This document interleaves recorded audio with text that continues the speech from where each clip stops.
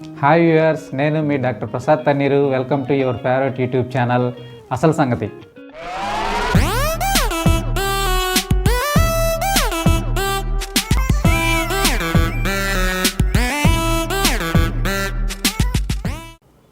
Race అనగానే మనకు గుర్తొచ్చేయి car రేసులు, గుర్రపు రేసులు.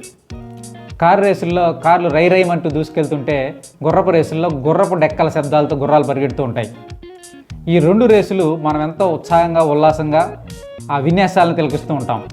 అయితే ఇక్కడ మనకి రేస్ అంటే ఏంటి, ఈ రేస్ యొక్క కథాకమేష ఏంటో అసలు సంగతిలో మనం ఇప్పుడు తెలుసుకుందాం. వినిపిస్తుంది, నాకేం చెవుడు లేదు. మన రేస్లో రేస్ అంటే ఆర్ అంటే రైబోఫ్లావిన్, విటమిన్ B2 అని కూడా అంటాం. ఏ అంటే విటమిన్ A, సి అంటే విటమిన్ C, ఈ అంటే విటమిన్ E. రేస్ గురించి మీకు ఎందుకు తెలియజేయాలనుకుంటున్నాను అంటే, మన శరీరం అనేది ఒక కెమికల్ ఫ్యాక్టరీ. మామూలుగా బయట మనకు కనపడే కెమికల్ ఫ్యాక్టరీలన్నింటిలో కూడా చివరిలో వ్యర్థాలు అనేవి విడుదలవుతాయి. అలాగే మన శరీరంలో కూడా ప్రతి కణంలో జరిగే రసాయన చర్యల వల్ల కూడా వ్యర్థాలు అనేవి విడుదలవుతాయి. అవి ఆ కణంలో పేరుకుపోతాయి. కణంలో ఈ వ్యర్థాలు అనేవి పేరుకుపోయినప్పుడు వాటినే ఆక్సిజన్ ఫ్రీ రాడికల్స్ అని కూడా, లేదా ఆక్సిడెంట్స్ అని కూడా అంటాం.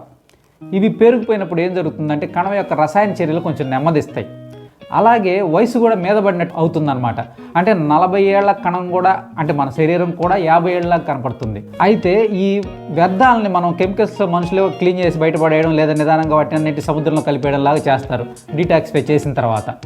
అయితే మన కణంలో విడుదలైనటువంటి ఈ వ్యర్థాలని, అదే ఆక్సిడెంట్స్ అనే వాటిని క్లీన్ చేయడానికి యాంటీ ఆక్సిడెంట్స్ అనే కొన్ని పదార్థాలు అవసరం అవుతాయి. ఆ యాంటీ ఆక్సిడెంట్సే ఈ రేస్. Riboflavin, vitamin A, vitamin C, vitamin E ఇవన్నీ యాంటీ ఆక్సిడెంట్స్ లాగా పనిచేసి ఆ వ్యర్థాలని తొందరగా వాటిని బయటకు పంపించేస్తాయి, లేదా వాటిని డీటాక్సిఫై చేసేస్తాయి. అప్పుడు మన కణంలోని రసాయన చర్యలు మళ్ళీ వేగవంతం అవుతాయి. అలాగే కణం కూడా యవ్వనత్వాన్ని పొందుతుంది, అంటే మళ్ళీ కొత్తగా తయారవుతుంది అనమాట.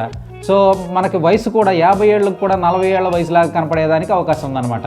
సో కాబట్టి మన ఆహారంలో ఈ రేస్ అనే విటమిన్లు, అంటే riboflavin, vitamin A, vitamin C, vitamin E కనుక మనం తీసుకుంటూ ఉన్నట్లయితే మనం కూడా ఎప్పుడూ ఉల్లాసంగా, ఉత్సాహంగా, యవ్వనంగా ఉండేదానికి అవకాశం ఉంటుంది.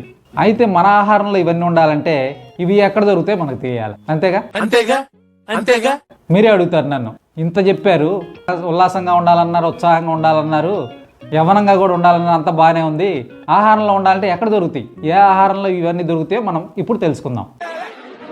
ఏదైనా ఒక విషయం సగం వింటానికే చిరాకు నాకు, రెండోసారి కూడా వినాలా? మనకి ఉన్న రకరకాలైన విటమిన్స్లో vitamin A, B complex, vitamin C, vitamin E ఇలాగున్న మొదలైన విటమిన్లలో రైబోఫ్లావిన్ అనేది B కాంప్లెక్స్ విటమిన్లో ఒక విటమిన్ అనమాట. రైబోఫ్లావిన్ అనేది ఎక్కువగా ఆకుకూరలు అయినటువంటి పాలకూరలో సమృద్ధిగా ఉంటుంది. అలాగే పాలు, పాల పదార్థాలు అంటే జున్ను, పెరుగు ఇలాంటి వాటిల్లో కూడా ఎక్కువగానే ఉంటుంది. అలాగే బీఫ్ యొక్క లివర్లో కూడా రైబోఫ్లావిన్ సమృద్ధిగా ఉంటుంది. మాంసాహారం తినే వాళ్ళకి అది ఓకే.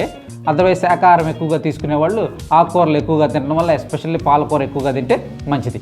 విటమిన్ A అనేది మనందరికీ తెలిసిందే, ఎక్కువగా క్యారెట్, పపాయ మొదలైన వాటిలో ఉంటుంది. అలాగే ఎగ్స్లో ఉంటుంది. నాన్ వెజ్ వాళ్ళకైతే ఫిష్లోను, మీట్లోను మొదలైన వాటిలో విటమిన్ A అనేది ఉంటుంది. విటమిన్ C ఎక్కువగా సిట్రస్ ఫ్రూట్స్లో ఉంటుంది. ఉదాహరణకి నిమ్మకాయలు కానీ, ఆరెంజెస్ కానీ, వీటన్నిటిలో విటమిన్ C అనేది ఎక్కువగా ఉంటుంది. Next vitamin E. Vitamin E అనేది బాదం పప్పులో బాగా ఎక్కువగా ఉంటుంది. అలాగే పొద్దుతిరుగుడు గింజలు, లేదా సాఫ్లవర్ గింజలు, లేదా సోయాబీన్ గింజల యొక్క ఆయిల్స్లో కూడా ఎక్కువగా ఉంటుంది. సో వాటి ఆయిల్స్ కనుక మనం తీసుకున్నట్టయితే ఆహారంలో ఎక్కువగా విటమిన్ Eని పొందొచ్చు. అలాగే మాంసంలో కూడా విటమిన్ E అనేది ఉంటుంది. ఈ విటమిన్స్ కనుక లోపిస్తే ఏమవుతుంది, ఈ విటమిన్లు కనుక తక్కువగా మన ఆహారంలో ఉంటే, లేదా మనకు కనుక ఆహారంలో లోపంగా ఉంటే మన శరీరం ఎప్పుడు అలసటకు లోనవుతుంది. అంటే విపరీతమైన నీరసంగా ఉండడం, హుషారు లేకపోవడం, అలాగే కండరాలు పట్టేయడం, ఎస్పెషల్లీ విటమిన్ Eలో కండరాల నొప్పులు బాగా ఎక్కువగా ఉంటాయి. రైబోఫ్లావిన్ కనుక లోపిస్తే తీవ్రమైన అలసటగా ఉంటుంది, ఊరికి అలసిపోయినట్టు అనిపిస్తుంది అనమాట. విటమిన్ A దృష్టి లోపం ఏర్పడవచ్చు, కంటి చూపు తగ్గిపోతుంది.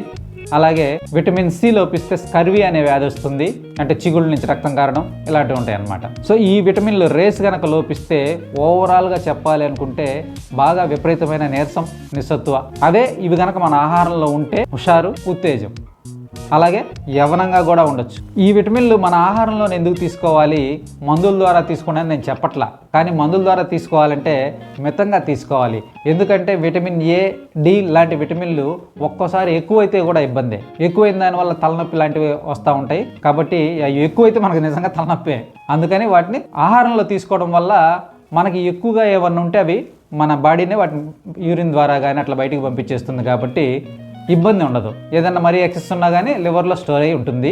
అంతకన్నా ఎక్సెస్ అయింది అనేది బయటికి వెళ్ళిపోతుంది. కాబట్టి ఆహారంలో రేస్ ఉండేలాగా చూసుకోండి. ఉల్లాసంగా యవ్వనంగా ఉండండి. ఇప్పుడు నన్ను చూడు, ఎంత సంతోషంగా ఉన్నాను, ఎంత ఉల్లాసంగా ఉన్నాను. Thanks for watching your favourite YouTube channel అసలు సంగతి. మరిన్ని అప్డేట్స్ కోసం సబ్స్క్రైబ్ చేసుకోండి అసలు సంగతి.